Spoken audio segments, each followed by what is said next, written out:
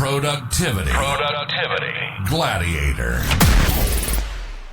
I'm Brian Nelson Palmer, and on this show, I talk about life balance and personal, practical productivity skills. And in this episode, we're learning to tell better stories. Stories are the key to getting what you want in life because it helps people get on board. They relate to stories. So today we're going to jump into that a little bit. And with me on the show today is Dr. Todd Dewett. And he's an author, educator, and coach in leadership. So Dr. Todd, welcome to the show. Hey, thanks for having me. I'm just looking at you like, hey, brother from another mother. I love it. Right? We go to the same barber. If you don't see the video, or if you want to check out the video, we go to the same barber. Dr. Todd, I've been following him for a little while, and I noticed he always had that very streamlined look. So I tried to follow in his footsteps. Be able to, jump in the pool, Olympic swimmers. We don't need the caps anymore. We got this. So now we're going to talk about stories today. So Dr. Todd, actually, should I call you Dr. Todd? Todd, If people see you on the street, what do you prefer? I appreciate you asking. That's kind. No, Todd's just fine. Got it. So Todd, what's your relation to stories in our episode, our topic today? Man, I'll give you the short version. You can pull out as much as you want, make it as long as you want. But, humans in general, long before it became part of some of our professions, we are drawn to stories because of the word you used a few minutes ago, which was relate. And I'm going to talk about that a lot today. I was a kid who loved middle school and high school English class because there were stories involved. In fact, I didn't know I had a great voice for anything I do back then. People like the sound of it. I know that now, but I didn't. But my teachers would ask me to read stories sometimes in front of the class because, it sounded pretty good. So I fell in love with sharing stories back in junior high school, and that kind of stuck with me. And then as a person who fell in love with professional life and leadership as a expert focus, kind of communication and relationships dominates what I've been thinking about, talking about, writing about for years. And one fascinating part of that, ever since that thing I fell in love with back in the day, is stories. It's one thing to be very clear about what you're trying to share with your sentences. Good for you. Most people struggle with that. And I love talking about that too. But it's another level of amazingness, frankly, to take the same idea and instead of just using a normal, well-structured sentence, clearly enunciated words, to put it into a format that shakes people emotionally, not just logically. And that's exactly what a story does. Nice. Oh my gosh. I have questions about this. So I want to jump into the topic, but the one thing I like to ask, because there's a lot of folks out there who talk about being, stories and storytellers. There's whole storytelling organizations. And so what would you, either in general or with stories specifically or both, what would you say makes you a little different, Todd, from everybody else? What makes you unique? If you're gonna force me to answer that and brag, okay. A little bit. I want you to brag a little bit. I have to be humble at the same time I'm bragging. You'll know what I mean in just a second. So I have an ability to deliver that is not only clear, but somehow for many listeners is emotionally resonant. It grabs people, makes them go, I didn't know I found that topic interesting, but Todd reads the phone book and I go, that's a really interesting phone book. That's kind of happened in my career and it's very unexpected. So on the one hand, I'm great at structuring the message itself. That has nothing to do with delivery. And then on top of that, as if that wasn't enough for most people, I somehow figure out how to authentically and quite passionately share that message. And then on top of that, you can use certain tools. One of them that we're talking about today is a story. So it all comes together. I was born with this stuff and I figured out how to use it professionally. That makes me the luckiest person you're going to talk to for quite some time. Absolutely. Yeah. All right. Well, then I can't wait to hear what you have to say. So let's talk about it. So we're talking about telling better stories, and there's different facets of life we'll talk about, but let's start with the basics, which is, okay, what are the basic components to a good story? I used to just dive in and tell anecdotal comments when it felt appropriate at a cocktail party or in class. This is my third career. I used to be in consulting, Anderson, Ernst & Young. I was a professor for a long time where I really got into storytelling as one vehicle to try and reach students. And now I use them professionally as a speaker, course maker, keynote guy.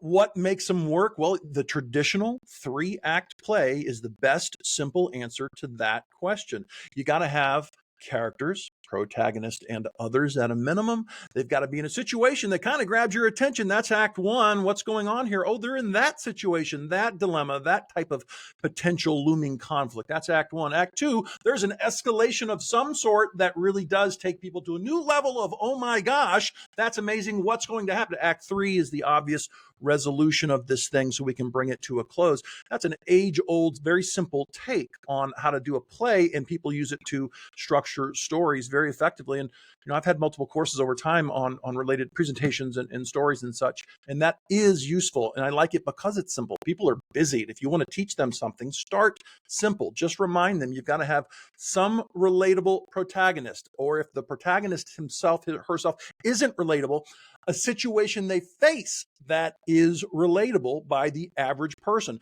So on the one hand, I got a PhD and I published a bunch of stuff. On the other hand, the way I deliver is to talk in practical terms, using situations and examples that normal, good, hardworking people at the office or wherever they work can relate to. I'm coming back to the word you started with, even though you didn't know you were setting me up so well. The word is, how much can you relate? That really is the differentiating factor.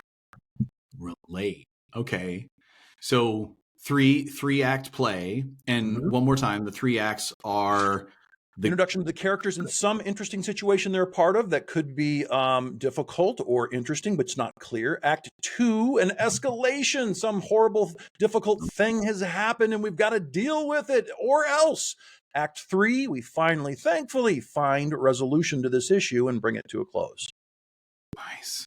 Well, then so that really, my next sort of thought was, okay, well then what's the secret sauce? What differentiates a good story from a great story? And it seems like it might be the difference between how high we go and how much we resolve, or what are your thoughts? I think you're on the way to answering it really well there. So I would say it's a culmination of a few different factors. Some people get part of this equation, some get all of it. If you want to name a great storyteller, I guarantee you they've got all this. They've got the 3-act thing. They understand structure. That's the word that we're referring to there. And then they've got the actual message they craft that is relatable, to use the other thing we were talking about. And then the third part is, can they be, and this is big, ready? I like to talk about authenticity, but I'll say it differently just to be really clear. Believably passionate, believably emotional. If you can do that, it's amazing how much more you can bring a person in to feel a story, not just think about a story or understand and relate to a story, but care about it. That's what emotions do for you as a listener to a great story. So in my case, I'm very lucky and I know it, but I'm good at understanding that structure, building something that people can relate to. For example, I talk about my mistakes and screw ups over time as a part of learning and growth. Why? Because humans screw up all the time and everyone listening can relate. And then 3, as you can see, because I can't hide it very well, I'm animated and I mean it. And I also, this is not fair. This is an advanced comment for anyone listening. I'm a professional communicator at some level, and I have a great appreciation for little tiny details most people who are listening never think about because they don't have to. They've never been asked to. But just talking to you right now, I'm using elevation of pace, the reduction of pace, the increase in tone, the decrease in. I enunciate words. I pause over here. I get animated with my hand over here and my face over here. These are all different variables in the communication equation, and if you know how to balance them and move them around, any message, regardless of how relatable or quality it is, will stick better. You know, as you're describing this, I'm thinking about what is the balance between this and talking too much? I mean, it's possible if you tell really long stories. I've been at parties with people who tell stories that just seem to go on and on. And so that I find my excuse to like, I'm going to go get a drink. I got to, I'll be back. I like, oh, that person's getting started. I'm going to exit. So like, how do you find or describe that balance with not overdoing it? It's a great point. It's an interesting point. And I hope I've never been that person, but boy, like you, I have seen that person. And the short answer is that one part of the communication skill set I would wish everyone could have is the ability to read an audience, to look at someone individually or a group of 3 or 20 or 1,000, whatever it might be, and to see their reaction, to watch and maybe even feel their reaction. Because what Bob, the guy at the cocktail party you were referring to, doesn't have is any sensitivity and awareness to how others are reacting. Because I guarantee you, it's not just you, it was everyone else listening to the beginning of that clearly long long, drawn-on story, who are showing evidence of disinterest or worry that he just didn't see. And that can take the form of rolling eyes, looking away, distancing yourself, getting up and leaving, bowing your head, turning this way, anything other than rapt attention, which is about moving in more. So that's there. Clear data every time we open our mouths, but most of us just haven't been trained to look for it. Got it. Okay. So read the room. Clearly, Yes. this is a thing. And that certainly you'll get over time. I guess I'm curious also about, well, let's do some actual examples, because like you said, people relate to examples, right? So one thing that I would love to say is like, gosh, on the way here, I almost got in an accident. Somebody pulled out in front of me. Like, oh, Brian, you're like, I walk up to the party, I walk up to the conversation, and that's what just happened. And they're like, God, Brian, you're really stressed. What happened? Man, somebody almost hit me on the way here. If that's the scenario, all right, Todd, how do I make that a better story that doesn't go on for 5 minutes? Well, it's a great story. I mean, it's a great thing to share, because most of us can relate to that. And if it's not in a car, in some other situation where we felt in jeopardy, for sure. So what you did in that little anecdote was to start with the punchline, which actually comes in Act 3 of our 3-act structure. You started with the end. That's not horrifying, but it's not the best, because if you want to tell a story, what you might have said to them is, you ever been on the way to a party you're really looking forward to and you wondered if you're going to live long enough to get there? That's a question that makes them go, what happened to this person? Now you've given away nothing, but drawn them in completely to want to know the answer to the mystery question you just asked. That would be one example. And then you would say, I'm on Interstate 5. I'm doing my best to get here. I was actually en route to be 5 minutes early, very excited, punctual me. Then I saw the pickup truck. Then you pause and you go, I had no idea a pickup truck could move across 3 lanes of traffic in under half a second. Now everyone's like, what? And you're like, correct. I almost took it right in the front left tire. But thankfully, my amazing wife, Brenda, did the brake job that we needed badly last week. So I slammed on the brakes and I missed this. Guys, I'm not kidding. 3 inches, maybe. My head rammed forward. I thought I would hit the windshield, but I didn't. The truck, last second, saw that they were about to hit me, couldn't adjust. I could look at the guy's face. I'm not making this up. And he looked at me like, I'm sorry. And I thought, and then he didn't hit me. Inches separated us. He got over, slowed down to my window, and just looked at me again and said, I'm sorry. And I was too scared to react. I just went forward and came to the party, and now you know my story. So that was I made that up on the fly, obviously, but that's Act 1, Act 2, Act 3. It takes what you shared, it blows it into 30 seconds max, but elevates the emotion to something people can actually go, that was interesting. What else happened to you today, Brian? Wow. See, and I'm fascinated with this, Todd, because I'm also a speaker and I speak. I've just given a workshop yesterday, and there is a fundamental fight internally between answering someone's question efficiently and then telling a story and making it interesting too. And so do you tend to stick to like always tell stories, or is it saving it all? If somebody has a direct question, you get a direct answer, but if it's general conversation, like how do you decide when is it a good time? When should it become a story? And when should I just answer the question? Do you have any thoughts on that? That's a great question. A really, really great question. So I have the pleasure professionally of going against the grain intentionally in a few different ways. My first love as a scholar before I became a practitioner was creativity, innovation, and change related topics. And so I'm always talking about how we're doing things wrong. Yesterday's not good enough. We have to invent tomorrow. Let's take some risks, take some change, so on. And it makes people nervous and it ruffles feathers, and that's just fine. A story, to your point, absolutely goes against the rules of communication at work. You're supposed to be curt, to the point, and efficient. Effectiveness, hopefully, based on word choice and clarity, pronunciation, but efficiency above all else. That's a business mantra. You're absolutely correct. The answer is that stories are special and should not be used all the time.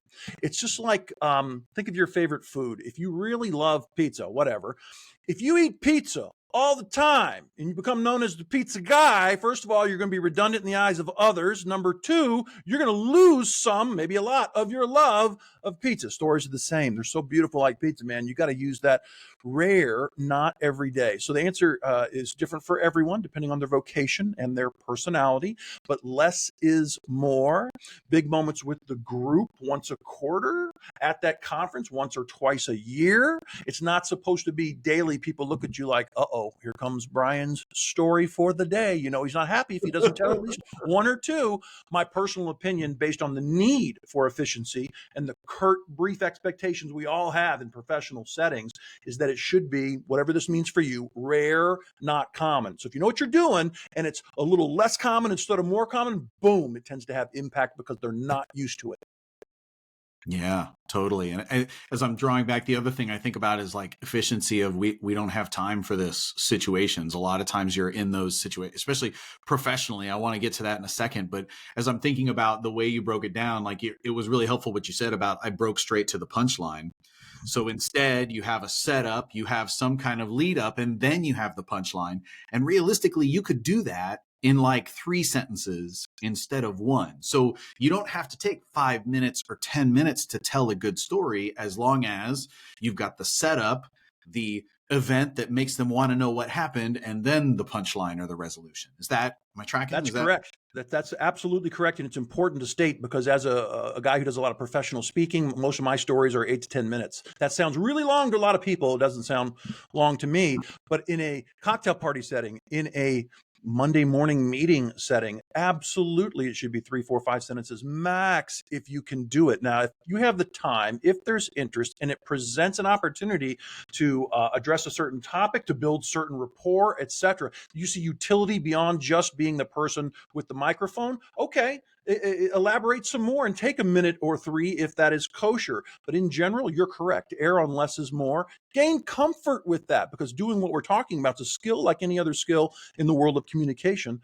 And once you get comfortable with it, okay, then you can prod it a little bit, expand it when it feels appropriate a little bit more. Yeah.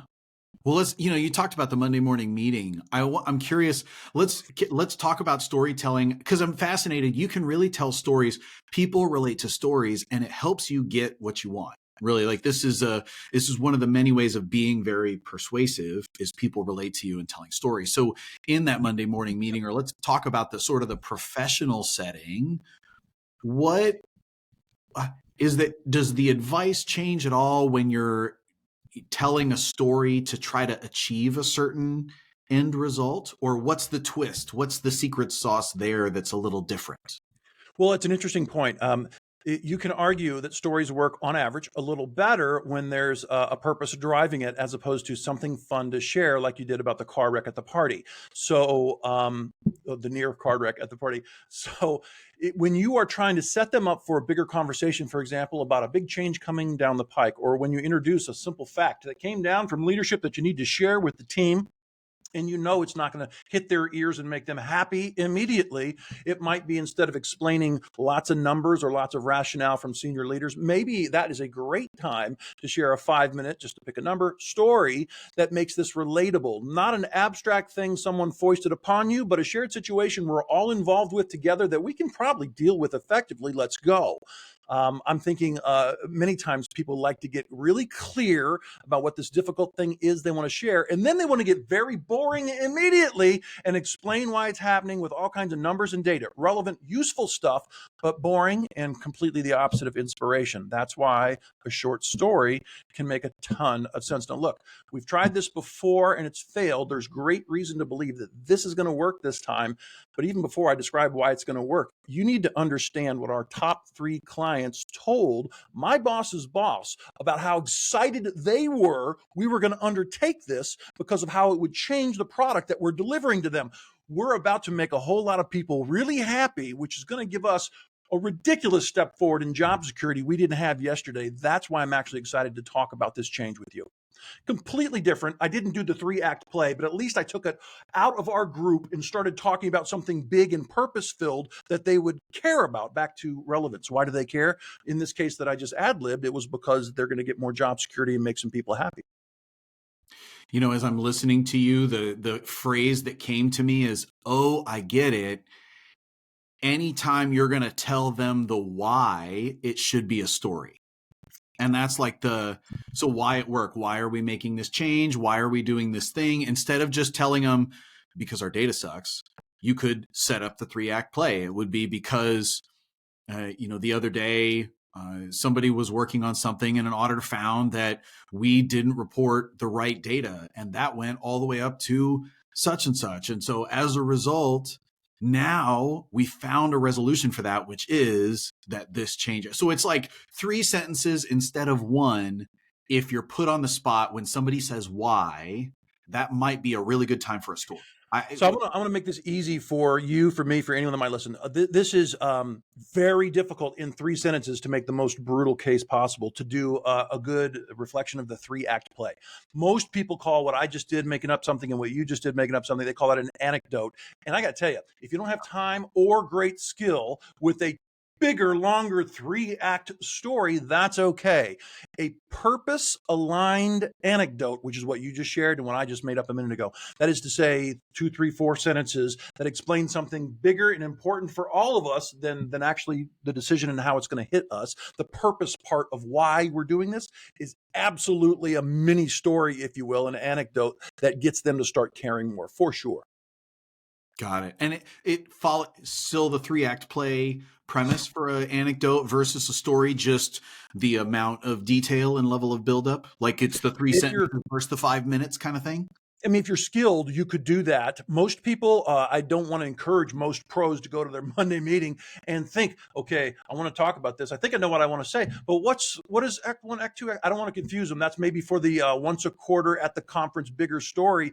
But if you can say something, let me just keep it simple, purpose driven, purpose aligned, a little emotional. I'll tell you why I'm kind of okay, if not excited about this difficult decision they just shared with me that I just shared with you. And it's because of Suzanne. Do you guys remember Suzanne? She was a client of ours that had that problem last year that we could not resolve, and her life looked kind of wrecked as a result. What we're about to do, yeah, it's going to take a lot of hard work. It's going to make life better for Suzanne and a lot of people like her who depend on what we do.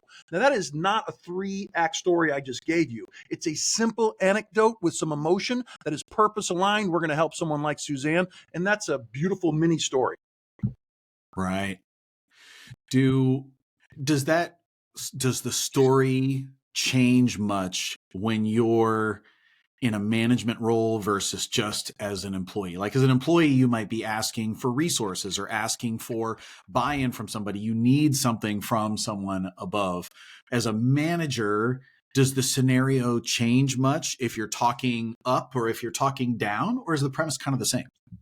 I think if you're talking up in general, using the example of some sort, like I did with Suzanne, an external person we all care about is a universal, simple, purpose-driven approach. If your manager talking down, I hate the way that sounds, but talking to your team, to your org, all the people in the hierarchy beneath you, that is a time to do one of a couple things. One is to talk about yourself. For example, I told you when we were just BSing a few minutes ago about how I love to talk about big catastrophes in my life and phrase them as learning moments and what they taught me, because other people need to do the same with the mistakes in their life. So there's 2 things. One, make it more about you and not in a flattering way if you're speaking down, because that makes you an authentic, more relatable person instead of a person holding a spot in a hierarchy above them, which stresses people out. That makes you more relatable and human to them. And then the other thing is, whatever the topic might be, find a way to talk about it in a way that is, to use that word once again, relatable. If you do both of those things, that would be a great strategy for most leaders when they're talking down in the hierarchy.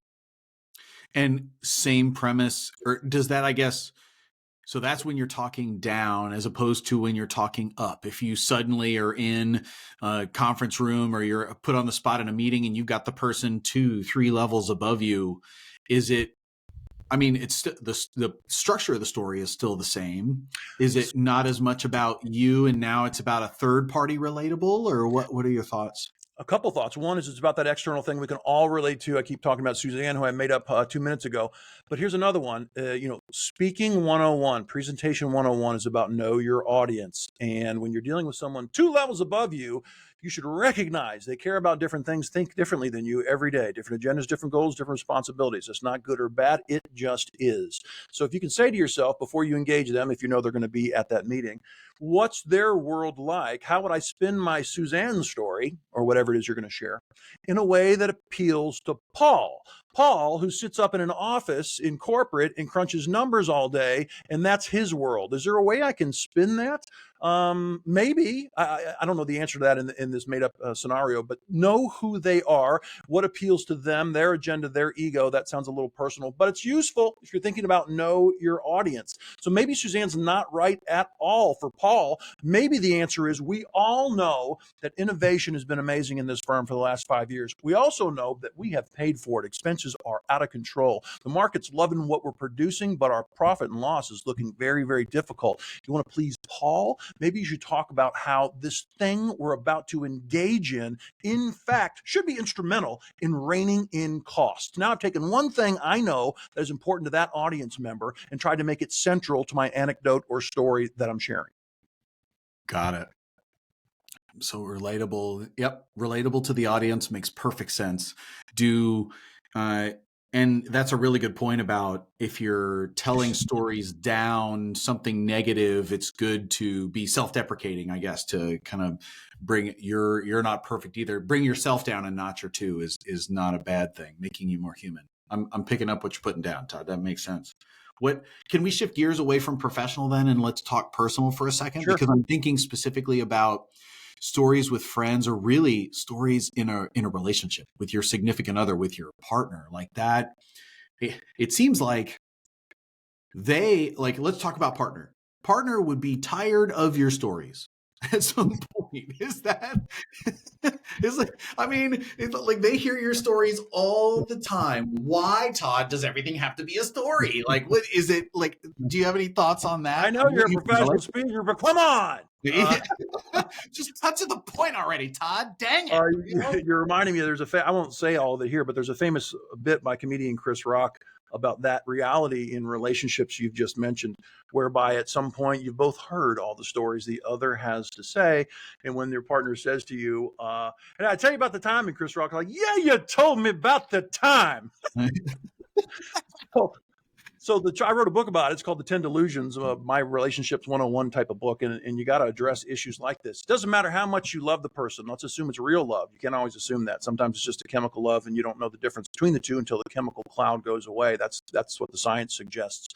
Either way, real love or chemical love, at some point you're going to be face to face with a partner that you are stuck with in some regard, and you have to assess how you feel about and communicate with. And even if you're great at it, eventually, to your point, you will share all that you've experienced at some level. And then what do? Well, stop rehashing and start asking more. Here's my experience with my wife. When you believe what I just said, stop trying to always do that thing you go to as a communication mode because you like it, because you're good at it, because people tell you you're good at it, and ask more of them in that regard. When they didn't come at you with it and you're asking them because you're showing interest, they'll remember things that they haven't told you yet. And later they're going to ask of you about a time when that they've never asked before. And you're going to have new material. I guarantee you, as funny as Chris Rock is, there's more material, assuming you're over the age of 20, there's more material in your brain and in your partner's brain to happily share through an interesting conversation. We've just forgotten and not accessed so much. That's what the cog psychologist would tell us. There's so much there. But if you slow down and intentionally shake up your routine, which is one example of that is me intentionally not telling stories next Tuesday after I get off and we have 3 hours together, me and my partner, and ask of them some things about specific topics I haven't heard about from them for a long time. I was thinking about your mom the other day and how funny she is. Every time we go to the lake, she's going to think of some stuff she's never thought about before about her mom because you prompted her honestly like that. And she's going to say some things you've never heard before. And after you do that just once or twice, she's going to start doing it to you, and new conversations, believe it or not, become a little easier. And that's a beautiful thing. So true. Prompt them for the stories. And I'm thinking about, it's funny. The contrast for me personally is I grew up in a household where my dad was military.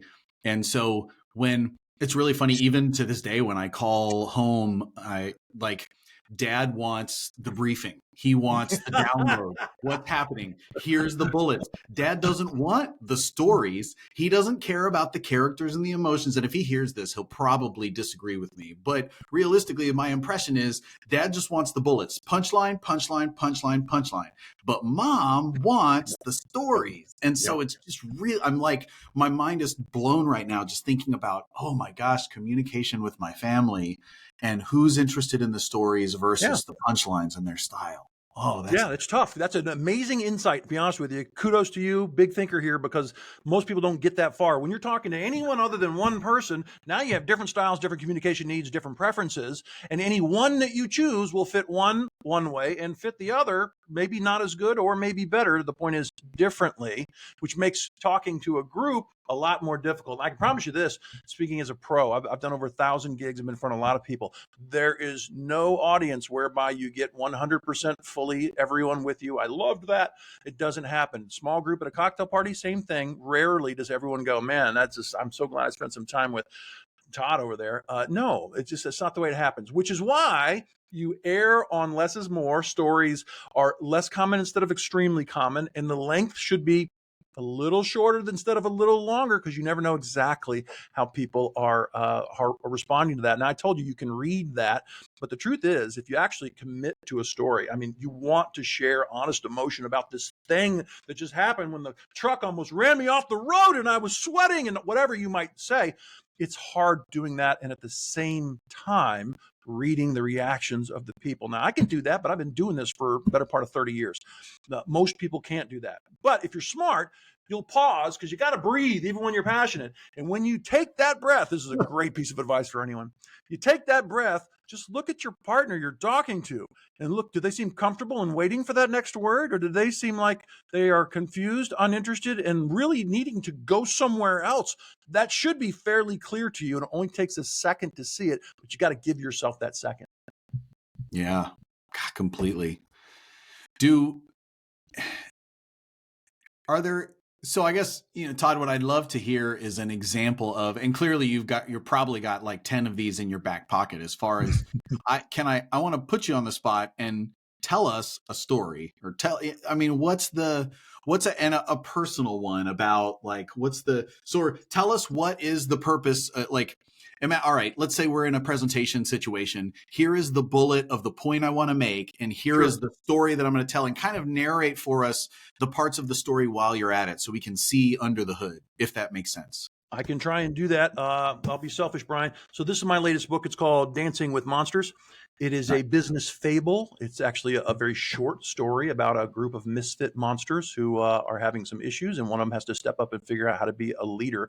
It's a lot of fun. It's very silly, yet very useful. I'm very excited about it. Anyhow, there is in the keynote that I've recently started using for this new book, there's several new stories, 7 actually. It's kind of 5 stories in the hour, but 2 of them are actually 2 stories each, so it's actually 7 stories. One of them, there's a part of the speech that's about a rule that I wrote in the book. The rule is candor, not just kindness. When I think about leadership rules, Leadership 101, that's one of them I love to offer. Candor, not just kindness. They're both very important. They go together like chocolate and peanut butter. Don't just talk about one, talk about both of them. Now, how do I describe that on stage? I don't lecture like I just did for 10 seconds to you. I do that on stage, but 10 seconds is it. And then I go into story format. The first part of that story, the first of the 2-part story, I'm not going to share with you. It's about a time I went to a large corporation and learned how some HR people were wasting their time talking about attire issues and women's footwear and what was appropriate, things that are not going to make any company great ever. And I tell that funny story because it's an example of me giving an audience some candor they need to hear.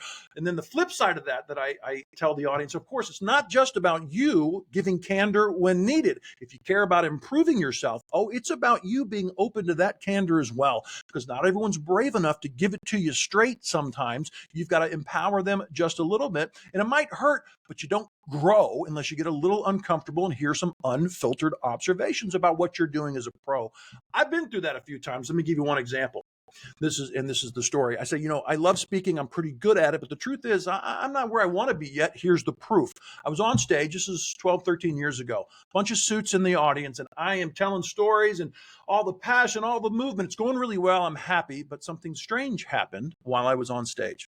I saw a person in the audience that I recognized as a professional speaker and author like myself. I knew them. They were 2 or 3 steps ahead of me, clearly in the career, and I was intrigued by their presence. I wanted to talk to them because I knew they looked at communicators like I do, surgically, variable, not just overall as a reaction that most people have. And so I finished the speech, went well, people clapped, that's great, but I was really quickly, more so than normal, off that stage. I wanted to find this guy back at the auditorium, and I got him. People are walking by us, they're getting out, but I really wanted to talk to him. So I grabbed him, and he said, hi. I shook his hand, and I said, I know you are. I saw your last book. It's good stuff. I'm guessing you have them as a client sometimes here too. And he said, yeah. I said, great. Didn't know I was going to see you. I got to ask you, because I know that you got an amazing pair of eyes when you look at a speech. I'd love to hear some feedback on what you saw today. That would be grateful. What do you think? And he said, well, I liked that. A lot of emotion, clear delivery. I see good things for you. That was a really nice speech. I could tell he was doing what people, especially strangers you don't know well, always do when you ask for feedback. They're super nice and nowhere near as critical as you might have dreamed they could be. And so I said to him, because we didn't have time and he's busy and I wanted to respect that, I said, you're being very kind, thanks, but help me out here, because I know I'm just learning. I'm mid-career, not late career. What did you see I could do differently? I mean, if you could tell me one thing that I could do differently to have a bigger impact, what might that thing be? I asked something very specific. This is me talking to you like you asked me to. I asked something very specific, not general, very specific, and then did something amazing that's hard for people to do. Shut up and watched him and allowed that person some space to try and react to this very specific question that calls for critical feedback, not just the kindness he started with. And he said to me, okay, Todd, I think I know one answer to your question. And he took a small step backwards, which is very funny because I know, as a organizational behavior guy, I know that when people do that, they're feeling uncomfortable. And what we do when we're feeling uncomfortable is we tilt one way or the other or step away because the distance somehow feels a little more reassuring. And I saw him do that, and I knew he was getting nervous. And I knew this was going to be good feedback. And he goes, well, I'll tell you what, love what you're doing, but here's the truth. You're a big, loud guy. And I said, yes, I'm a big, loud guy. He goes, well, you never stand still. On stage, no, you move around a lot. And I said, yep, I move around a lot. And he goes, well, you wear glasses. And I'm thinking to myself, this is the worst feedback I have ever received. And I sat there and I said, yes. And he goes, well, he backed up just a little more, and I knew he was about to drop whatever it was he had to drop on me. Mm-hmm. He looked at me and he goes, look, you're a big, loud guy, and you move around a lot, and you wear glasses. And when they move, because they move, you're passionate, and you're up there, and you're sweaty. They move. Well, most people just use their index finger and they adjust them. And I heard that, and I went, oh, no way. And he goes, Todd, I'm very sorry to tell you this. He looked around to make sure we were alone, and he said, you gave your audience the bird about 50 times today. This is a true story. I'm not making this up. We're almost alone now. So my embarrassment was like this instead of this.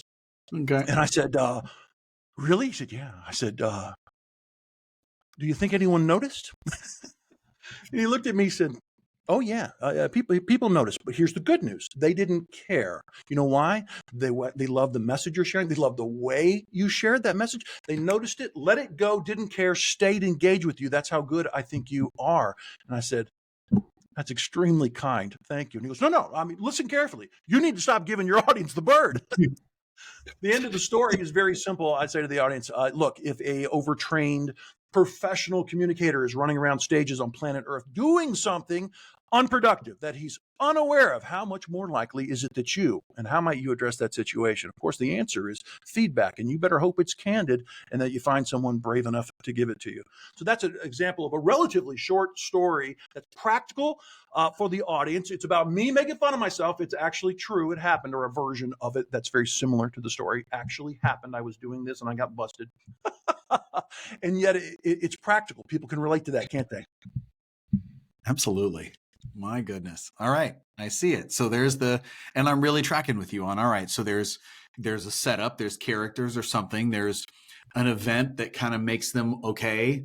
what's going to happen, like a moment where, okay, what is this that's got to be a ride to get to the resolution? So stage one is kind of, I'm on stage having fun, but I noticed something different. I wonder where that's going to go because I've never seen another pro sitting in my audience. And act two is, I'm having fun with this person, and after they are nice, they actually show me every indication in their nonverbals that they're about to drop a bomb on me. But what is it? Act three, the explosion and the resolution, which is him going, no, you are great, but you got to stop doing this, and me processing that feedback. So loosely speaking, it follows the 3-act format, and that's useful when you're trying to think about how to deliver these. Man, that is very cool. Man, do you think at what level is going up to the hanger, the cliffhanger, and then the resolution? It seems like there's, for many people like me who jumped right to the punchline in my example in the beginning, you kind of, it's not a very big ride, but it's also possible that it's going to be too much. Do you have any, like, are there any cues, or what are your thoughts on how much is too much? How much of a cliffhanger? Like, where do you rein it in? Any thoughts on that? Yeah, I have difficult answers for that for sure, but you like honesty. I can sense that. So I'm going to very much shoot straight with you. There's no perfect answer to that. First of all, are there cues? Yeah, you cross the norms that are expected for any given group. They will show you it by turning away, by rolling their eyes, by talking to anything other than listening on the edge of their seat to what you're talking about. So yeah, there are always cues. But here's the hard part of the answer. What's comfortable and what you're good at, how much you can emote and how far you can stretch towards a climax or embellish a little bit, which I always do a little bit to really add some passion and emotion, is up to you. It's different for every one of us. I happen to be comfortable with passion in my hands and my face, and that's normal for me. Others would look like they're faking it if they tried to act like me. And believe me, you don't have to be crazy passionate the way I tend to be. There's plenty of quieter, introverted speakers who find a way, and there's different vehicles for that, from word choices to pauses to pictures, many different ways they can find to be very impactful. But the short answer is every audience is different. I said I've done 1,000 gigs. I gotta be honest with you. There's 20, 30 times. That sounds like a lot to you, probably. I don't know. I've bombed. That's rare statistically. I usually kill. 1 out of 5 to 10 gets a standing O. That's great. But the truth is, every audience is different. True story, to answer your question, I was at a gig, how many years ago? 4, I don't remember. And I was doing what I normally do for a speech. That was my number one speech, trying to transition a little into this thing, this book. But the truth is, Show Your Ink has been what I've been writing for a long time. And I was on stage and I did my Show Your Ink keynote, and it was killing. 3 days later, next stage, next client. I'm excited. I've been on a roll for 2 or 3 clients. I've been doing this material for a while. I know how to work an audience. Let's go. I do the same thing that just killed over there, and it bombed. Now, you never know exactly why it bombed. In this anecdote I'm sharing, I can tell you why it bombed, because they told me after it was over. I had about 20 minutes left to go, and I hit some heavy material that's uplifting and educational, but it's about my dad and some things he learned during his cancer journey, which ended in cancer winning. And I love that story, and audiences love it, and they come up and tell me so. That's how I know. And I did it like I always do it, right on the heels of a success. And the meeting planner ran up to the stage. I've never seen this before. Ran up to the stage. So I'm 3 or 4 feet higher than this person, and they go, time. They're doing this thing. I was like, really? I'm sorry. I said, I'm sorry out loud, which is not good, because I'm never late. I understand timing. I'm good at this stage of career. And I thought to myself, wow, I really botched something. Okay. I'm going to skip that story and make that one shorter and get done in the next 10 minutes or so that they wanted me to wrap up. And I went ahead and I started to truncate a story. And the same guy runs up, 5 minutes later, I'm sorry. It's okay. You're fine. Just go ahead and finish the speech as you would. And I'm thinking to myself, what is going on here? And I acted, and I'm really good at acting. It's part of what we do as professional speakers. I acted like it was all cool, of course. And I finished what I do, and I got some nice applause, maybe not the biggest ever, but it was really genuine and nice. And then I found out what happened from the meeting planner and from an executive who came over to talk to me. There was one key executive, the number 2 person in this firm, whose partner was going through a very, very, very difficult unwinnable cancer-related situation. And there I am talking in some detail with a lot of passion about cancer. And they couldn't take it and they broke down. And the CEO is sitting next to them. And the CEO was upset that I would be so stupid to get on stage and talk about such a triggering topic in front of people who can relate in very difficult ways. And they came to pull me off stage because the CEO said to do that, and then said, don't do that, because they realized that they were acting too rashly. So my point to you is, every audience is different. Home run with them. 3 days later, 100% same speech, almost got yanked off stage, literally. If you don't like the reality that some people are going to love you and some aren't going to get you, some aren't going to like you, then maybe you should just give up communicating completely, because it can be challenging. God, so true. And Todd, I caught myself as you're telling your stories very much relating to because I was raised in a military household, it was all about the punchlines. Like, that was the majority of my childhood. And so I have been very good at being extremely efficient. I'm a project manager professionally as well. I've had several careers besides public speaking myself. And I am very good at punchlines, efficient, effective communication. And what I've found is that, man, you totally get sucked into some of your setups and the stories you've shared today. I guess, well, we're at the point where we're wrapping up this episode too. So what I can say is, I always like to end with, here's what I love. Here's what I love, Todd, that you, all throughout this episode, you have not only broken down the part about the stories, but then you've also, in all of your examples of stories, you've shown it over and over and over again. There are characters. There is an event that happens, something that, is some kind of lead up. There's some kind of moment where you want to know what happens. And those are the points. I'm sure if I go back and watch this recording, or if you do, you'll probably see, like, I think I caught myself, like, I'm leaning in, I'm interested. Like, I know, like, it was one of those things. So I love the stories that you shared, but also I love being able to now reflect back and go, oh, that's how that worked. So Todd, thanks for doing what you do, man. This was very cool. It's my pleasure. And we were talking for a few minutes before we even got started in this chat. And I got to tell you, I hope you rewatch this. I usually rewatch them as well and see something I love, something I didn't love. And if you're interested, I do have a new course called Storytelling for Leaders coming out on LinkedIn that'll break this down in even more detail. If you want to go back and look at what you've been doing on stage, I've said this to many pros. If you want to go back and look at what you've been doing on stage with a little more of a fine-tooth comb to re-examine it, you should watch that course, and then you'll rethink what you're doing and go, I know 3 ways I can go make that a lot better.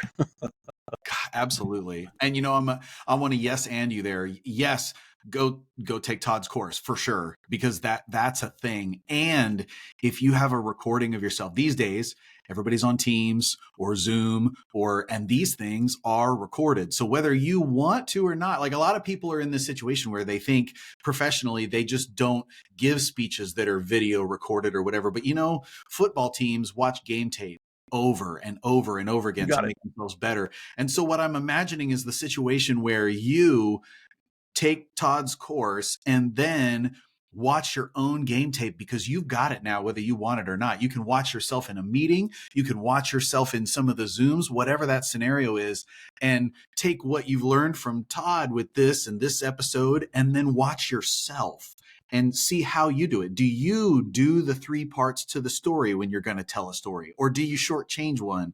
And how does that, because that, for me personally, that's been in my speaking journey as well. Game tape has been amazing, because you are your own best critic. Everybody else is going to be nice. Like, Todd, you told that story about the guy who, he wanted to be nice to you. Everybody, if you ask, how was it? They will never tell you the truth right off. You were horrible. Right. That never happens. Like, sometimes I really wish they would if it was horrible, but they won't. Everybody will tell you. Your coworkers, anybody who knows you will always say, that was great. So the 2 places you can get honest feedback are from people that don't know you and will never know you. So, like, the internet is brutal about feedback.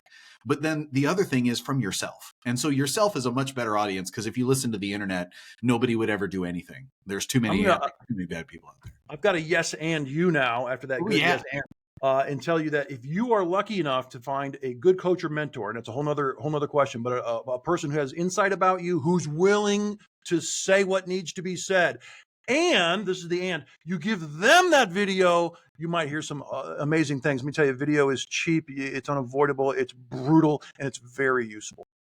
Absolutely. God, I love it, Todd. Well, for those folks, so we talked about your LinkedIn course, and I'll certainly drop links for everybody in the episode notes for this stuff so you can access this part. And I'll even go back and see if I can find that Chris Rock segment you were talking about. That I kind of want to watch it now that you tossed it in there and you told a story about it. Now I'm like, oh, I'm going to look on YouTube and see if I can get it. So I'm going to look for these things. But if people want to keep in touch with you, what are the best places for them to find you? Sure. Thanks for asking. Two obvious answers. One is LinkedIn. My last name's Dewett, Dewett. There's no one else like me. Very easy to find, for better or for worse. And then I also have my own personal website with a lot of different information at drdewett.com. Very cool. And for you tuning in, so 2 opportunities for you listening. First, do you have a friend or colleague who either tells good stories or doesn't tell good stories and has ever mentioned somebody who's interested in public speaking or that kind of thing? If you do, would you send this episode specifically to them? Like shoot them a text or an email and tell them why you thought of them for it. Because you'll tell your own story in why you thought of them for it, because it might inspire a meaningful conversation, and it almost is a way for you to provide like a gift for them so that they could check it out too. And I find that, sharing, hey, check out Productivity Gladiator, the show is great. But if there's one particular episode that you should listen to and why, I can tell you if I got that message, I would absolutely check out that episode and I would text them back and start engaging with them. And so if that happens to you as you've been listening and there's somebody who comes to mind, please send them this episode. I know Todd and I would both love that. And the last thing is, thanks for subscribing and thanks for the reviews you guys have posted over the years. And I also have special knowledge and events that I send only to email subscribers as well. So if you're not part of the Productivity Gladiator email list, I invite you to come join the fun. But I love sharing Productivity Gladiator with you. So thanks for tuning in, and that's a wrap.